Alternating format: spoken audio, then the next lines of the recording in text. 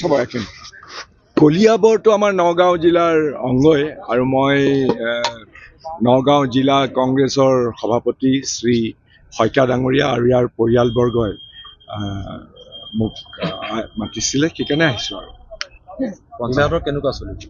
পঞ্চায়তত আমি বিভিন্ন ভয় ভাবুকি প্ৰলোভন, কিছুমান থানাৰ পুলিচৰ অত্যাচাৰ, পুলিচৰ পক্ষপাতিত্বমূলক হেঁচা, এনেকুৱা ধৰণৰ স্বত্তেও আমি কেণ্ডিডেট দিবলৈ সক্ষম হৈছোঁ।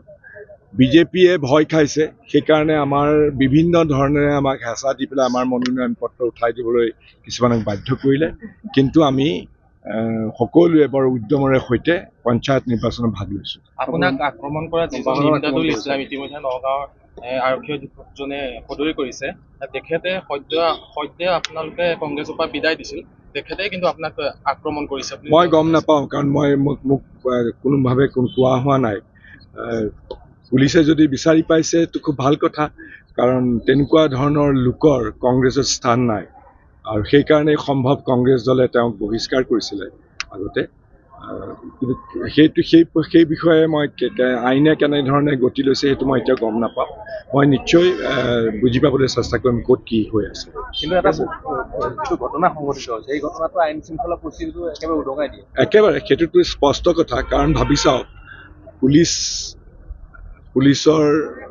পুলিচ থানাৰ ওচৰতে হৈছে, আৰু 2 নম্বৰ কথা, প্ৰায় 40-45জন মানুহে ক'লা পোচাক পিন্ধি, মুখত ক'লা মাস্ক পিন্ধি পেলাই, সদলে বলে হাতত লোহাৰ ৰড লৈ, হকী ষ্টিক লৈ পেলাই খোজকাঢ়ি আহিছে, আৰু তেওঁলোকে জানে যে মই কোনটো ৰাস্তাৰে পৰৱৰ্তী সভাখনত ভাষণ দিবলৈ যাম বা পৰৱৰ্তী সভাখনত অংশগ্ৰহণ কৰি যাম। তেওঁলোকে খাপ পাতি আছে, তেওঁলোকে উগ্ৰপন্থীয়ে আগতে মাৰিবৰ কাৰণে এম্বুছ কৰে, তেনেধৰণে ৰৈ আছে, আৰু চাৰিওফালৰ পৰা আহি পেলাই আমাক আক্ৰমণ কৰিছে, আৰু হেলা ৰঙে সেই ঠাই পৰিত্যাগ কৰি তেওঁলোক গুচি গ'ল।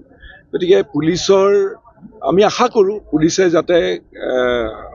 তেওঁলোকে যাতে কোনো ৰাজনৈতিক পক্ষপাতৰ পৰা মুক্ত হৈ যাতে এই দুষ্কৃতিকাৰীবিলাকক তেওঁলোকে কৰায়ত্ব কৰে, আৰু যিটো এই গোটেই ঘটনাবিলাক হ'ল, সেই ঘটনাৰ উৎস যাতে বিচাৰি গৈ পেলাই দোষীক যাতে শাস্তি দিয়ে, সেই আশাই আমি পুলিচৰ পৰা কৰিম। যিহেতু বহিষ্কৃত কংগ্ৰেছী জড়িত আছে বুলি কৈছে, গতিকে দলীয় কিবা তেনেকুৱা ক্ষোভ বা আক্ৰোশ আছিল বা তেনেকুৱা ভাবে নেকি? মই নাভাবোঁ, মই আচলতে অৱগতও নহয় কথাটো, কাৰণ এইটো যদি তেওঁক বহিষ্কাৰ কৰিছে তো জিলা কংগ্ৰেছে কৰিছে। মই জিলা কংগ্ৰেছক সুধিম কেতিয়াৰ কথা, কেনে কৰিছিলে, কিয় কৰিছিলে।